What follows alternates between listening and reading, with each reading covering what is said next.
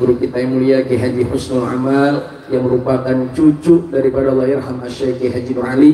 Tadi juga Bib alhamdulillah Kiai Haji Iman Fatur Rahman, beliau juga cucu dari Abuya Kiai Haji Nurul Anwar, orang tua dari Kiai Nurul Anwar bin Kiai Haji Nur Ali. Juga cucu-cucu beliau Ustaz Adib Soleh juga hadir. 3 cucu Allahyarham Kiai Nur Ali hadir di majelis kita semua. Mudah-mudahan kita dapat keberkahan dari beliau, amin. Dan sekarang yang di guru kita idolakan, guru yang selalu menyemangati kita semua sudah ada di depan kita. Kalau kita cinta kepada beliau, apa yang menjadi nasihat beliau, mari sama-sama kita ikuti dan langsung kita dengarkan tausiah dari guru kita Habib Bahar bin Smith. Ilahi falyatafaddal masykura. Sallu ala Muhammad. Takbir. Takbir.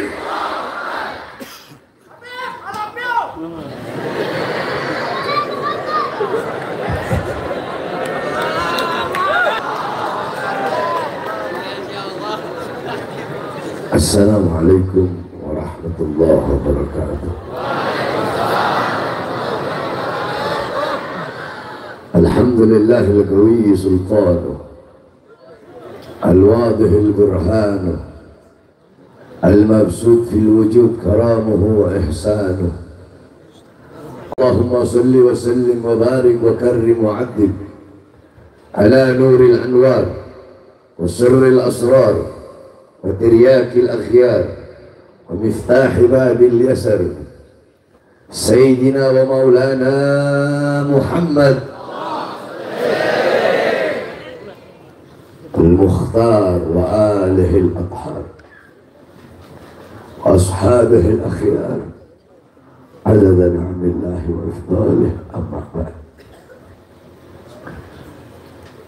cinta yang saya muliakan para alim ulama, para habaib, para kiai, para asatid, para tokoh masyarakat, segenap aparat pemerintah, wabil khusus sahibul hajat, Al-Ustaz.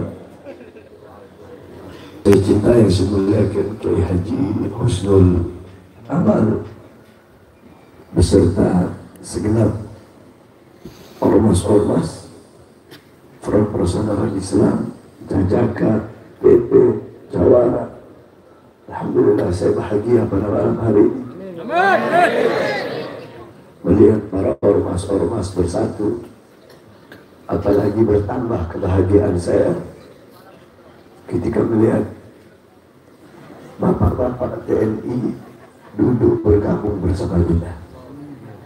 Ini adalah bukti bahwasanya ulama dan TNI tidak akan pernah bisa dipisahkan. Beserta yang saya cintai, yang saya muliakan hadirin hadirat, bapak-bapak, ibu-ibu, khususnya para pemuda-pemudi umat baginda Nabi besar Muhammad yang selalu dimuliakan oleh Allah Subhanahu wa Ta'ala. Dan tidak lupa segenap panitia peringatan apa yang bicarakan Isra al-Mi'raj baginda Nabi besar Muhammad sallallahu alaihi wasallam. Saudara-saudara, malam hari ini saya ada 6 tempat. Ini tempat yang ketiga, masih ada 3 tempat lagi. Jadi saya tidak bisa lama, walaupun sedikit, insya Allah bermanfaat. Hadirin sekalian yang dimuliakan oleh Allah, Isra wal Mi'raj adalah satu peristiwa yang luar biasa, satu peristiwa yang mulia, satu kejadian yang agung, kejadian yang luhur, perjumpaan seorang hamba dengan Tuhannya, perjumpaan kekasih dengan kekasih, perjumpaan pecinta dengan yang dicinta, perjumpaan perindu dengan yang dirindu, yaitu perjumpaan Allah dengan baginda Nabi besar Muhammad. Saudara-saudara, para ulama-ulama salaf terdahulu, banyak sekali daripada beliau-beliau yang mengarang kitab-kitab yang menjelaskan tentang Isra wal Mi'raj. Sebagaimana yang kalian tahu, saya setiap berkata, setiap ceramah atau mengatakan apapun pasti pakai dalil, pasti pakai maraji, ada landasannya. Ada referensinya.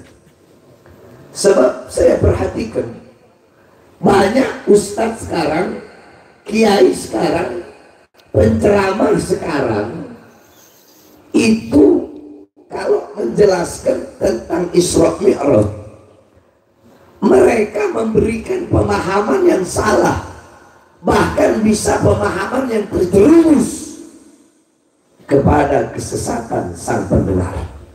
Contoh, kalian pasti sering dengar ustadz, kiai, habib, dai, penceramah ngomong begini, Jibril turun membawa cawan yang terbuat dari emas yang berisi air dari surga. Dibelah dada Nabi Muhammad,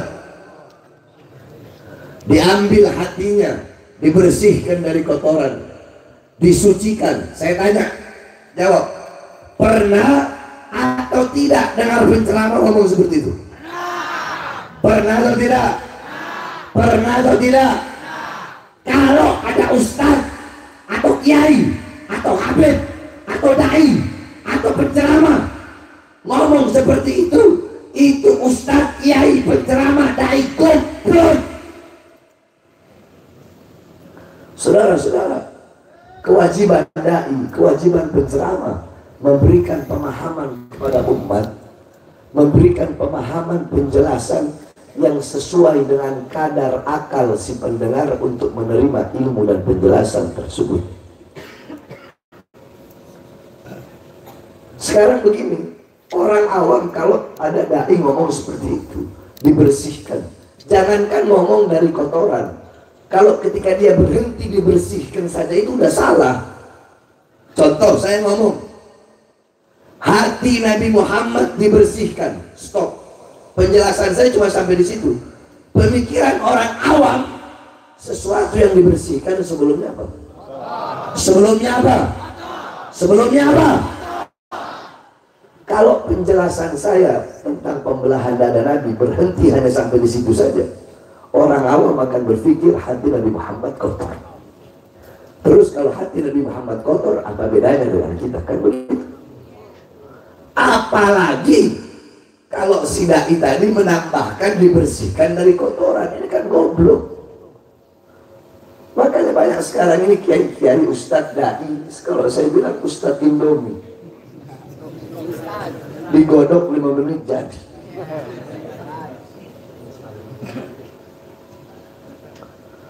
Saudara-saudara, jangan berbicara tentang hati Nabi terlalu jauh. Buka kitab Asy-Syifa karangan Imam Qadiyah. Darah Nabi suci. Air kencing Nabi suci. Kotoran Nabi Muhammad suci. Nanah Nabi suci. Kalau darah, air kencing, kotoran Nabi saja suci, apalagi hati baginda Nabi Muhammad.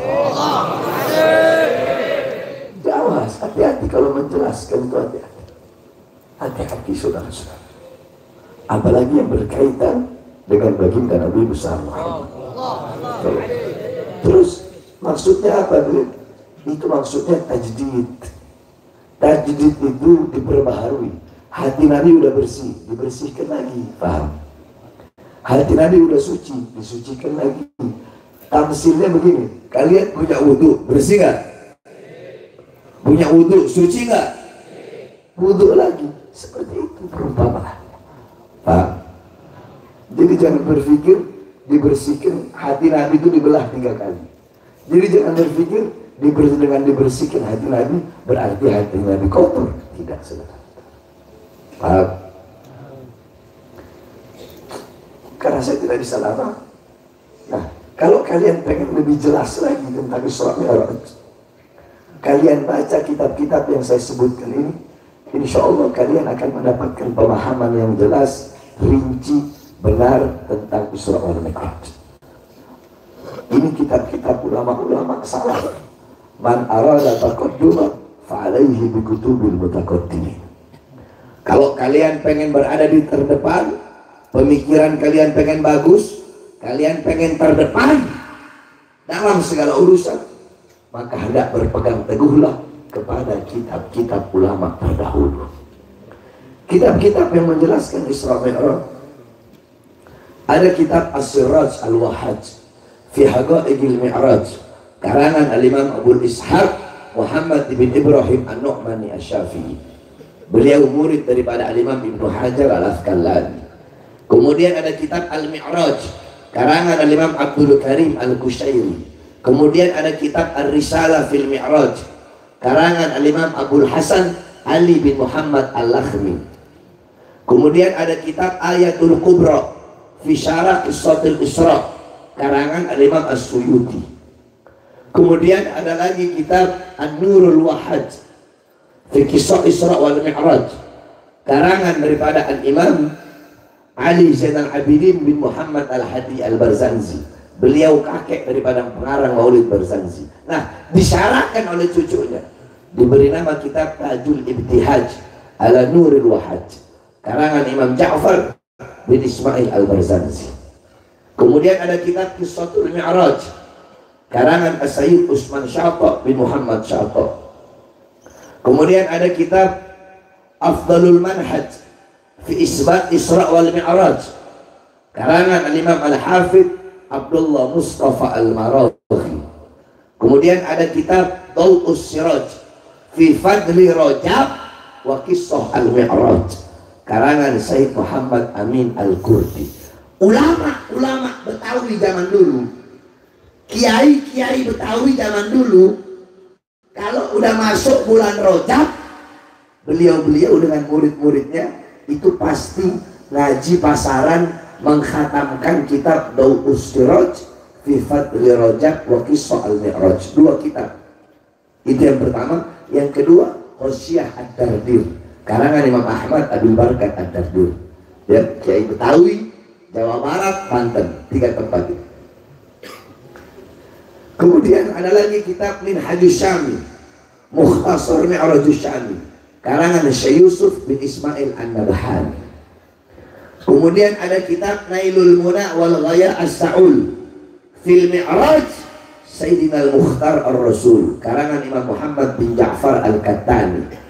Kemudian kitab Hulal Ad-Dibaj Al-Matruza fil Isra wal Mi'raj, karangan Imam Ahmad bin Muhammad Ar-Rahwani At-Tatwani. Kemudian ada kitab Al-Mi'raj An-Nabawiyah, karangan Syekh Hasan Asy-Syati.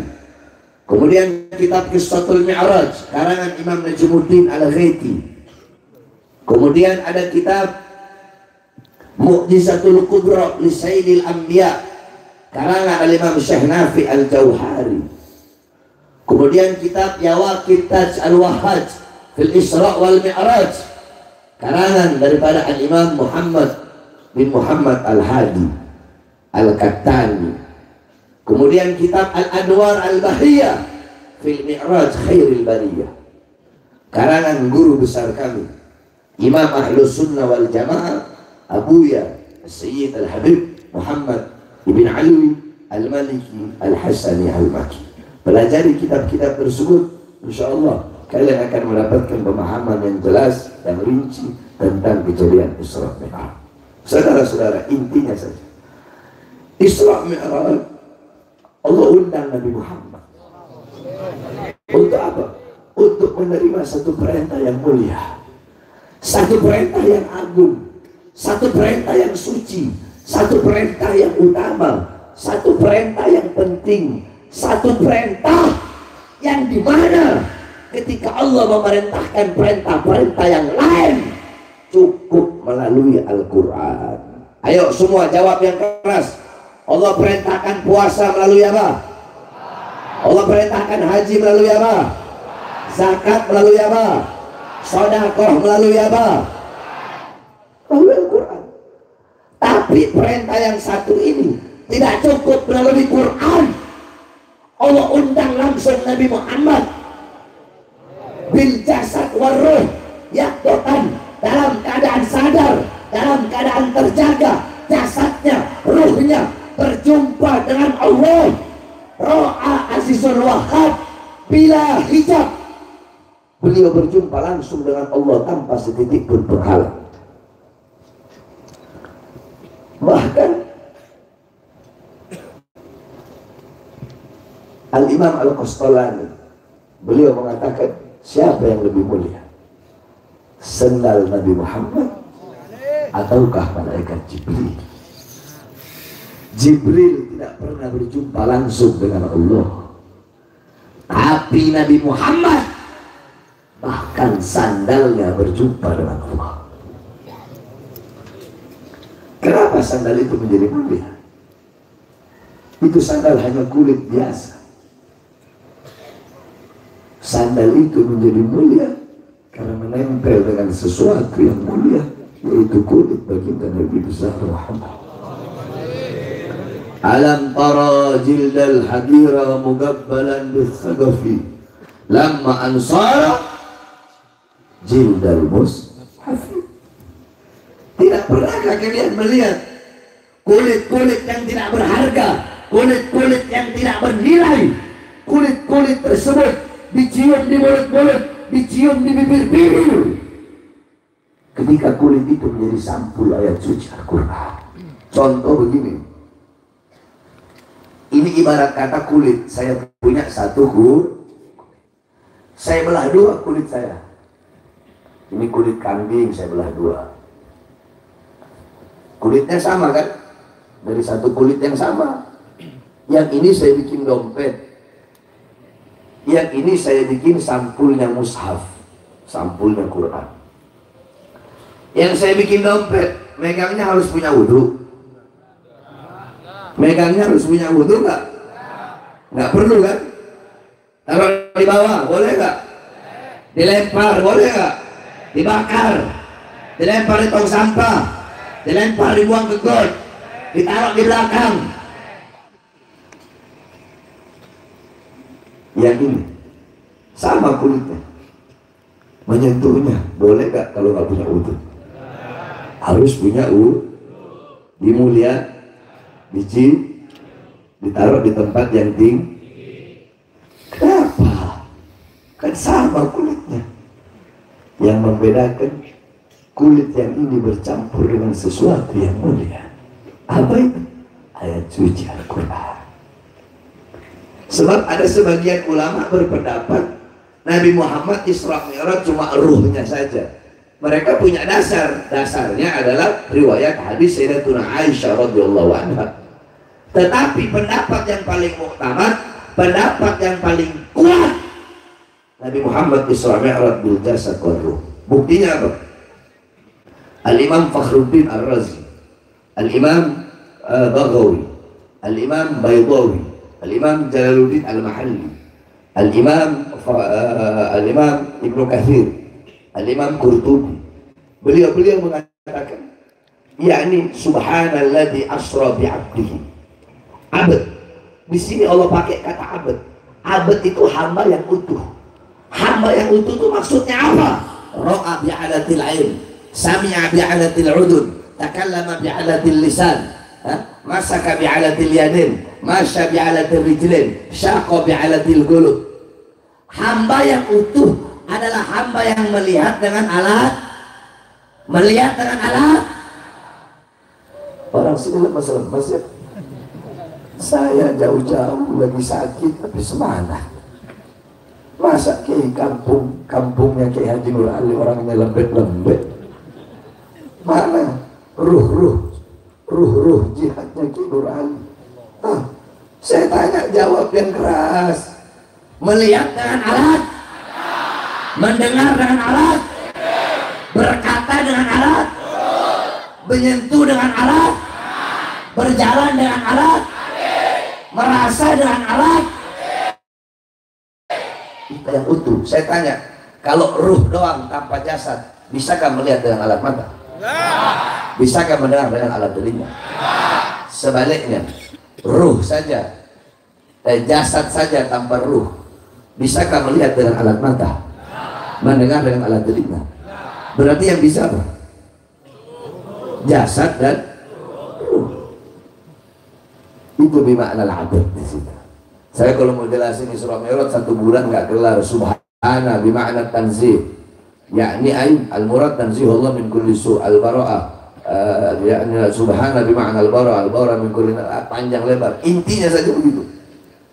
Berjumpa langsung dengan Allah dalam keadaan sadar, dalam keadaan terjaga jasadnya, ruhnya, berjumpa dengan Allah untuk menerima satu perintah yang tidak pernah Allah, yang dimana perintah-perintah yang lain Allah perintahkan melalui Quran, tapi perintah ini tidak cukup melalui Quran karena begitu penting dan utamanya. Apa itu? Apa itu? Apa itu? Sholat.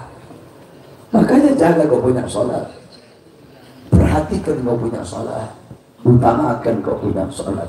Saudara-saudara, saya sampaikan kepada kalian, saya ini binatang, kalian binatang, kita ini binatang, kita bejat, kita ini manusia-manusia bangsa, bahkan kita bisa dibilang lebih binatang dari binatang. Kenapa Habib ngomong seperti itu? Ya, di masjid-masjid kalian, di musola-musola kalian terdengar panggilan Allah, hayya 'alas shalah, hayya 'alas shalah, ayo sholat. Kalian yang dagang, berhenti dulu dagangnya. Kalian yang punya toko, tutup dulu tokonya. Yang bekerja, berhenti dulu kerjanya. Yang duduk di atas kursi kekuasaan, bangun kalian, ayo sholat. Yang di atas komputer, berhenti dulu, berangkat angkat kaki, sholat. Ayo kembali kepadaku. Hayya 'alas shalah, panggilan Allah terdengar di kuping-kuping kalian, tetapi kalian abaikan panggilan Allah dan kalian lebih memilih panggilan perut kalian. Saya tanya, ini terjadi kan? Ini terjadi kan? Salah saya ngomong? Salah. Kalian lebih mementing harta, usaha, pekerjaan, uang ratusan ribu rupiah. Kalian tinggalkan Allah karena uang ratusan ribu rupiah. Masih pantas kita dibilang manusia. Kita lebih binatang dari binatang. Padahal kau tahu Allah yang kasih kau kehidupan, Allah yang kasih kau Bapak, Allah yang kasih kau rezeki, Allah yang kasih kau nafas. Bagaimana kalau Allah minta setiap satu kali nafas 1.000 rupiah, Allah minta bayaran? Kita punya waktu 24 jam. Ambil 24 jam, 2 jam untuk sholat sama wirid-wiridnya, kecuali Wahabi nggak wiridan. 2 jam sama wirid-wirid, masih ada sisa berapa? Masih ada sisa 20 jam untuk urusan perut, untuk urusan di bawah perut, untuk urusan makanan, harta, pekerjaan, pangkat, jabatan, tahta, dagang, usaha. Masih ada 22 jam. Kenapa kalian tidak mau meluangkan 2 jam untuk Allah yang memberikan kalian kehidupan? Makanya saya bilang, kalian, kita ini lebih binatang dari binatang, sudah kesepakat. Takut kepada Allah, kembali kepada Allah. As-salatu rasul ibadah. Salat itu kepalanya ibadah. Saya tanya, kepala ngikut ekor apa ngekor ngikut kepala? Kepala ngikut ekor. Kepala ngikut ekor apa ekor ngikut kepala? Berarti amal ibadah yang lain mengikuti Kalau kau punya sholat bagus, kau punya sholat baik, kau punya sholat sempurna, maka seluruh amal ibadahmu bakal baik, bakal bagus, bakal sempurna walaupun sedikit. Paham? Sebaliknya, kalau kau punya sholat rusak, kau punya sholat hancur, kau punya sholat berantakan, walaupun amal ibadahmu setinggi langit, sebesar gunung, sedalam laut, tetap semuanya bakal rusak, hancur, berantakan, walaupun amal ibadahmu banyak. Karena apa? Karena tolak ukur yang menentukan baik atau buruknya ibadah adalah sholat. Sampai-sampai Rasulullah sebelum wafat, apa wasiat beliau? Usikum bisalah usikum bisalah, usikum bisalah. Ketika beliau tidak bisa menjadi imam, beliau masih memperhatikan apa kata beliau, muru Abu Bakar bisalah, perintahkan Abu Bakar untuk sholat menjadi imam. Jaga. Saya nggak bisa sholat awal waktu, nggak bisa sholat awal waktu, sholat tengah waktu. Nggak bisa sholat tengah waktu, sholat akhir. Nggak bisa sholat di masjid di musola, sholat di rumah. Nggak bisa sholat jamaah, sholat sendiri. Nggak bisa sholat berdiri, sholat dulu. Nggak bisa sholat duduk, sholat di. Yang penting jangan tinggalkan sholat. Dalam asar ada seekor babi. Apa? Babi. Ini babi ngomong begini. Kelamaan.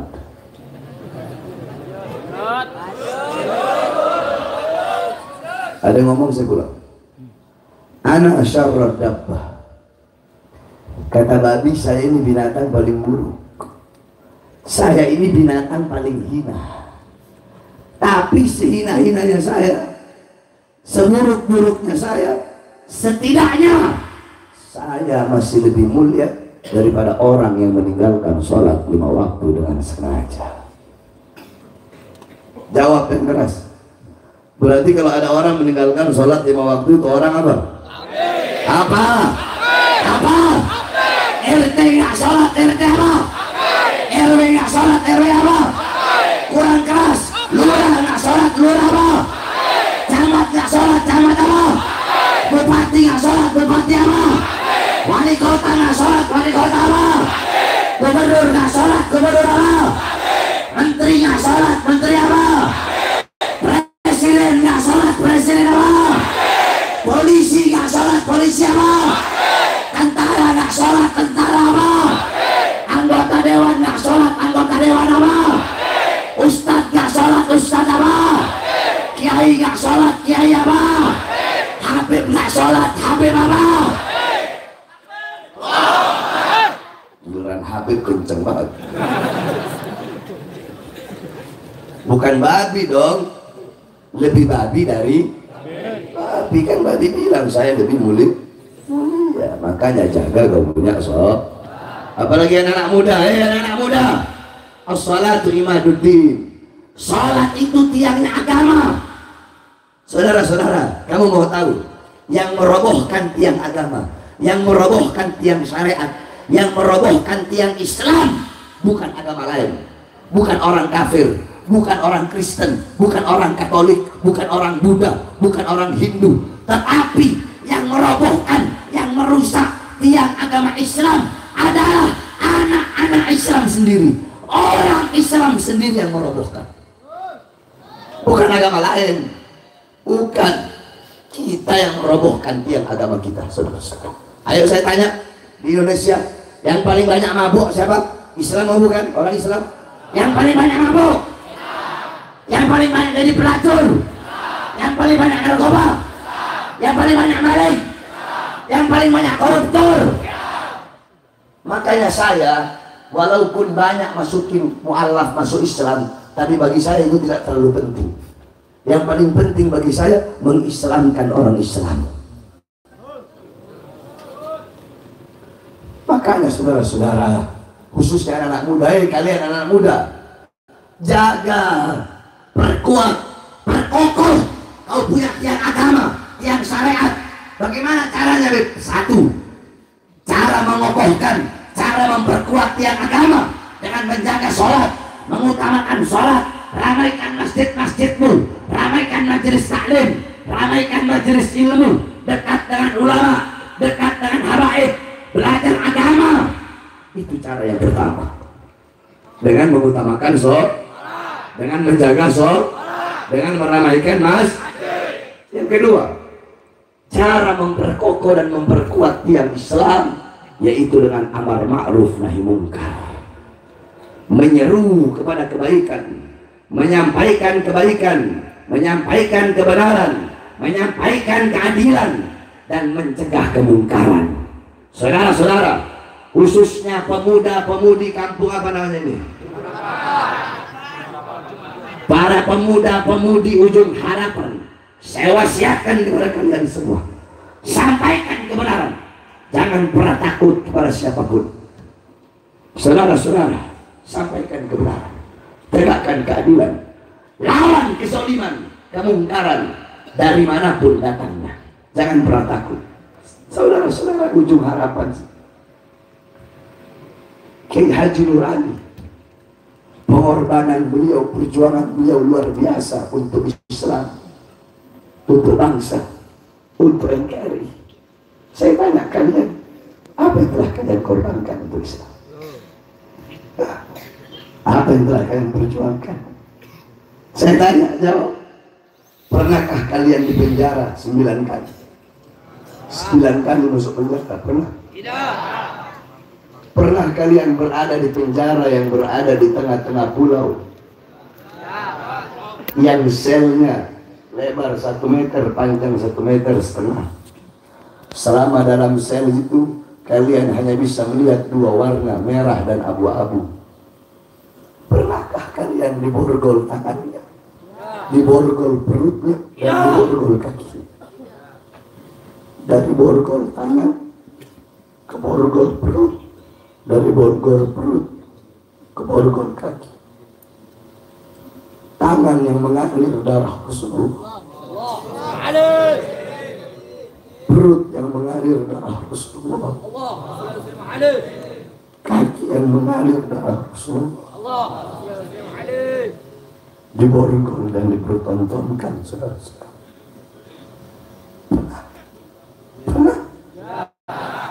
Pernahkah kalian ketika berada di dalam mobil, di tol, atau dimanapun, mobil kalian ditembaki, ada upaya percobaan pembunuhan? Pernah? Pernah ketika kalian dalam penjara, ada upaya percobaan pembunuhan, yakni diracun melalui makanan, minuman, atau sejenisnya? Lantas apa yang telah kalian perjuangkan? Saudara-saudara, coba kalian lihat Habib Rizik, perjuangan beliau, pengorbanan beliau di masa sekarang. Tidak usah kita berbicara Kiai Haji Nur Ali, terlalu jauh. Terlalu jauh beliau, terlalu besar perjuangan dan pengorbanan beliau. Habib Rizik di masa tuanya bertubi-tubi kezaliman yang beliau dapatkan. Organisasinya dibubarkan tanpa ada alasan yang jelas. Padahal selama ini ada bencana, TNI, Polri, Ormas, Bansar, apa namanya? Banansar, apa itu? Bukan. Basarnas belum turun. FPI sudah turun dulu. Tapi dibubarkan tanpa ada alasan yang jelas. Cukup sampai sini tidak? 6 muridnya, 6 pengawalnya dibantai dengan keji, dibunuh, ditembak sampai mati. 6 pemuda itu mengorbankan nyawanya, jiwanya, darahnya. Untuk apa? Untuk membela, menjaga anak cucu Rasulullah yang berjuang mempertahankan agama kakeknya Rasulullah Sallallahu Alaihi Wasallam.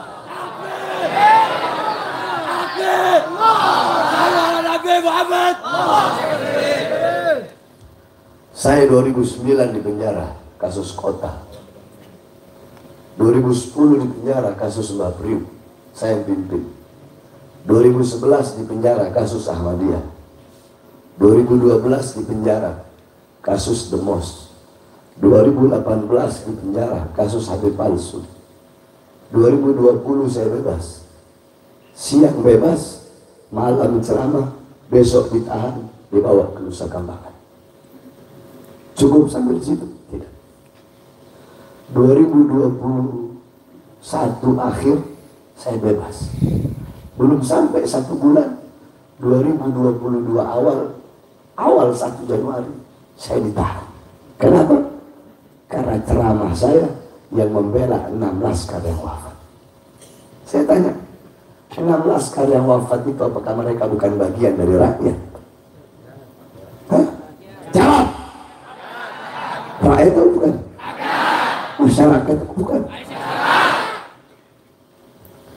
Saudara-saudara, kenapa Kenapa Habib Rizik? Kami para habaib yang berjuang menyampaikan kebenaran, menegakkan keadilan. Kami tidak lawan pemerintah. Haram dalam akidah Ahlus Sunnah wal Jamaah untuk menjatuhkan pemerintah yang sah. Tak boleh haram. Kau belah dada saya, di dalamnya NKRI harga mati, Pancasila harga mati, merah putih harga mati, saudara-saudara. Tapi yang kami lawan adalah kebijakan-kebijakan para pejabat yang menyengsarakan rakyat, kebijakan-kebijakan yang merugikan rakyat dan memihak kepada asing. Itu yang kami lawan. Kezolimannya, kemaksiatannya, itu yang kami lawan, saudara-saudara. Itu yang selama ini kami perjuangkan, yang kami sampaikan, suara-suara kebenaran, suara-suara keadilan. Kenapa kami berkali-kali di penjara? Ada upaya-upaya ingin memenjarakan kami lagi, ingin mencari-cari celah, ingin memenjarakan kami lagi. Kenapa kami berusaha dibungkam, diancam? Kenapa kami berusaha ada upaya-upaya pembunuhan? Saya tanya, jawab. Apakah kami penjahat? Penjahat? Bajingan? Biadab? Bandar narkoba? Bandar judi? Bandar miras? Maling uang rakyat? Nyolong uang rakyat? Koruptor? Jual aset negara? Pertanyaannya kenapa? Satu jawabannya. Karena di dalam tubuh kami mengalir darah suci kakek kami Rasulullah. Karena di dalam tubuh kami mengalir darah-darah pejuang, darah-darah keberanian.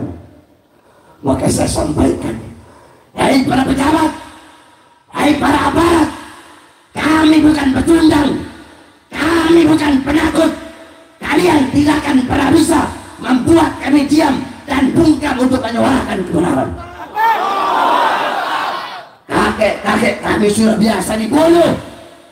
Kakek kami Imam Ali dibunuh ketika sholat. Kakek kami Imam Hasan diracun oleh istrinya sendiri sampai beliau wafat diracun. Kakek kami Imam Husain dipenggal kepalanya, saudara-saudara, ditaruh di atas tombak, dipertontonkan. Kakek-kakek kami biasa dibunuh. Darah-darah beliau mengalir dalam tubuh kami. Kenapa beliau dibunuh? Karena beliau yang berada di barisan paling depan, menyampaikan kebenaran, menyuarakan keadilan, melawan pemerintah yang zalim, membela bangsa dan rakyatnya.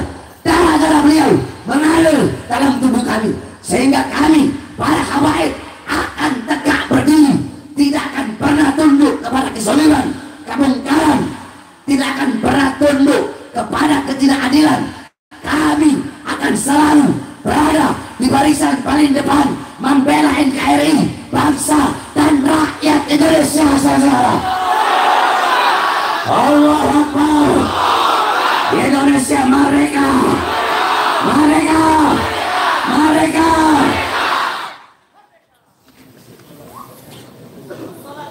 Makanya jangan kami tidak bisa dibungkam. Semakin kalian mau bungkam mulut kami, semakin akan kami teriakkan itu kebenaran. Bayangkan, siang saya bebas, malam ceramah, besok ditahan lagi. Katanya ceramah saya meresahkan masyarakat. Katanya ceramah saya provokasi. Pertanyaannya isi ceramahnya apa emang Nabi? Itu kan kalian nilai ya. Ini masyarakat nih, masyarakat mana nih? Tanjung Harapan, Ujung Harapan. Nilai ya, nilai. Yang jujur pakai hati, jangan karena ada saya, jangan. Nilai isi ceramah saya yang katanya meresahkan masyarakat. Waktu saya siang bebas, malam ceramah saya sampaikan, hei presiden, hei pejabat, hei aparat, di masa PSBB rakyat masyarakat kalian kurung dalam rumah, nggak boleh keluar PSBB. tapi tidak kalian penuhi kebutuhan-kebutuhan pokoknya. Salah saya ngomong begitu? Benar. Itu provokasi katanya. Provokasi. Provokasi. Kata mereka provokasi. Meresahkan. Meresahkan. Meresahkan. Meresahkan atau pembelaan? Hah? Terus yang goblok siapa? Saya apa mereka? Yang bodoh siapa? Yang nggak sekolah siapa? Yang pertama. Yang kedua, saya sampaikan, hei para pemerintah, mulai RT sampai presiden, anggota dewan semua, perusahaan-perusahaan, hotel-hotel milik asing tetap buka di masa corona. Tapi kenapa warung-warung kecil, toko-toko kecil milik pribumi kalian paksa untuk tutup? Salah saya ngomong begitu? Salah? Apakah saya memihak asing atau memihak rakyat? Memihak asing atau memihak rakyat? Bela asing atau bela rakyat? Itu provokasi. Itu meresahkan. Tapi kata mereka meresahkan masyarakat. Masyarakat yang mana? Yang ketiga saya bilang, hei pemerintah, hei pejabat, hei aparat, berapa banyak pengangguran di Indonesia? Berapa banyak anak-anak muda yang tidak punya kerjaan? Tapi kenapa tenaga kerja dari Cina di masa pandemi corona terus kalian kirim tidak berhenti ke daerah Morowali, Sulawesi? Salah saya ngomong begitu? Provokasi itu meresahkan. Meresahkan. Salah, meresahkan. Meresahkan bagi orang-orang yang mengatakan bahwasanya itu meresahkan masyarakat. Itu kata-kata itu meresahkan bagi para pejabat, bagi para aparat yang mengatakan itu meresahkan masyarakat. Kan saya sudah bilang, mulut saya ini kayak alkohol. Ibu-ibu jawab ya. Alkohol kalau kena kulit yang nggak ada luka, adem atau perih? Kalau kulitnya ada luka kena alkohol, itu lidah Bahar bin Smith. Kalau pejabatnya bagus, amanah, nggak ada masalah apa-apa, nggak korupsi uang rakyat, melayani rakyat dengan baik, saya mau ngomong apapun dia adem betul. Tapi kalau pejabat yang munafik, pejabat yang biadab, yang nyolong uang rakyat, yang semena-mena kepada rakyat, kena lidah saya, perih dia, sampai sini dia rasa. Betul? Betul? Sekali lagi saya tanya, itu meresahkan? Provokasi? Terus apakah saya membela diri saya?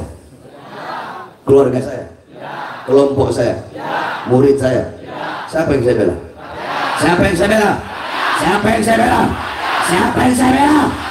Yang saya bela rakyat yang susah, rakyat yang menderita, rakyat yang sengsara, rakyat yang dibohongi, rakyat yang dicurangi, rakyat yang tidak disejahterakan, rakyat yang tidak dimakmurkan. Makanya saya bersumpah, demi Allah, saya tidak akan pernah bungkam, tidak akan pernah diam untuk bangsa, untuk rakyat. Jangankan hanya di penjara 9 kali, nyawa saya, jiwa saya, darah saya murah, harganya tumpah untuk bangsa dan rakyat Indonesia. Allahu Akbar, Allahu Akbar. Oleh karenanya saya wasiatkan kepada kalian, para pemuda-pemudi dan masyarakat kampung Ujung Harapan, sampaikan, hei kalian para pengkhianat bangsa, hei kalian para musuh-musuh agama, hei kalian para musuh-musuh negara, di dalam hati kami, di dalam jiwa-jiwa kami, masyarakat pemuda-pemudi Ujung Harapan, telah kami hidupkan Kiai Haji Nur Ali, sehingga kami akan berada di barisan paling depan, sehingga kami tidak akan mundur untuk melawan kalian. NKRI titik darah penghabisan saudara. Allah Akbar. Siap lawan pengkhianat bangsa, siap lawan koruptor, siap lawan musuh negara. Allah Akbar. Indonesia merdeka, merdeka. NKRI harga mati, harga mati, harga mati. Allah Akbar. Mudah-mudahan pejabat kita jadi pejabat yang baik, amanat, istiqomah. Amin ya rabbal. Sebab pejabat sekarang, pejabat ini butuh sama rakyat kalau ada maunya doang.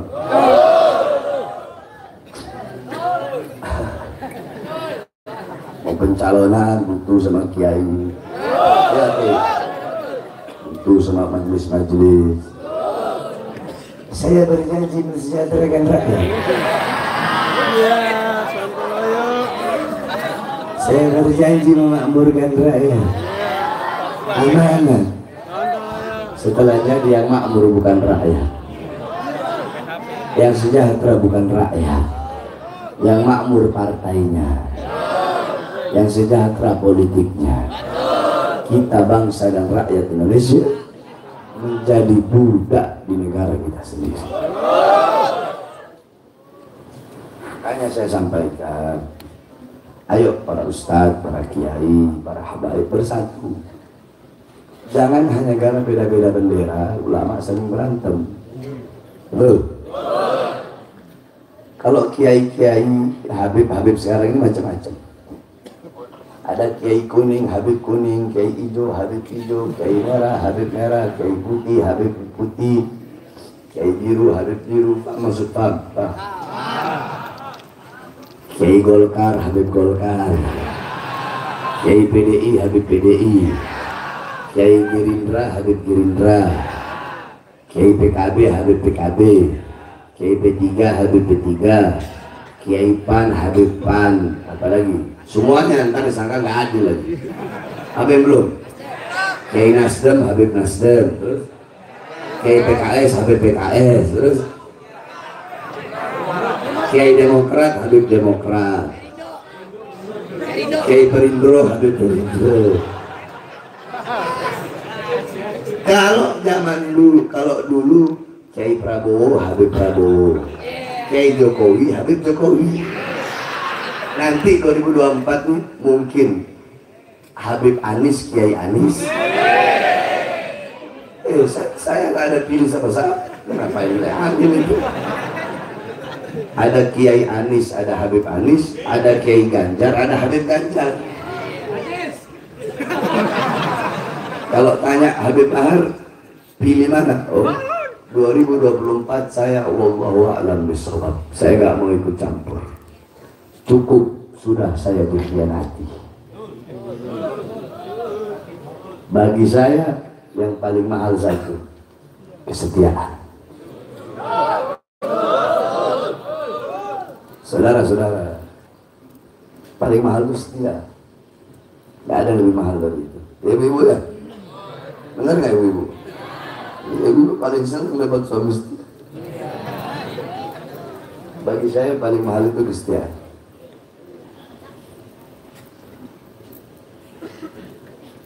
Apabila kesetiaan saya disalahgunakan,